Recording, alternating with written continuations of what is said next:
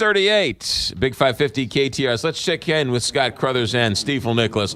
Scott Crothers, thanks for joining us. Hope you enjoyed your three-day weekend, but it's back to work today, checking on our money. What happened on Friday that ended the week? Well, Friday the Dow was down 5 points and closed at 19,886.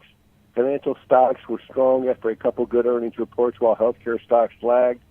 For the week, the Dow was down less than 0.5%. Oil was down about 3% for the week to 52.37 a barrel, and the yield on the 10-year U.S. Treasury fell to 2.38%. It's fallen for 4 weeks in a row. So that's interesting. All right. General Motors, what are we hearing out of them? Well, General Motors is expected to announce $1 billion of new investment in plants in the U.S. The new investment will create over 1,000 jobs.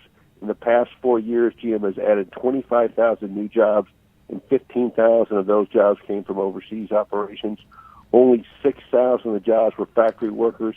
The rest were jobs like engineers and information and technology jobs. Did you say $1 billion? 1 billion, 1,000 new jobs? No. $1 billion. $1 billion, yeah. $1 billion in new investment. That is good news coming out of GM. All right, that's that. What about SpaceX? SpaceX successfully launched its Falcon 9 rocket from Air Force Base in California. It delivered 10 satellites before landing on a floating platform in the Pacific Ocean. This was a big deal for SpaceX because they've had some problems with this rocket, but it seems to be working pretty well now. Yeah, landing a rocket on a raft in the Pacific Ocean is kind of a cool story. That's a great story. After launching 10 satellites, so right, a day after announced that the last man on the moon, Gene Cernan, died at the age of 82. And then finally, British American Tobacco. Who are they?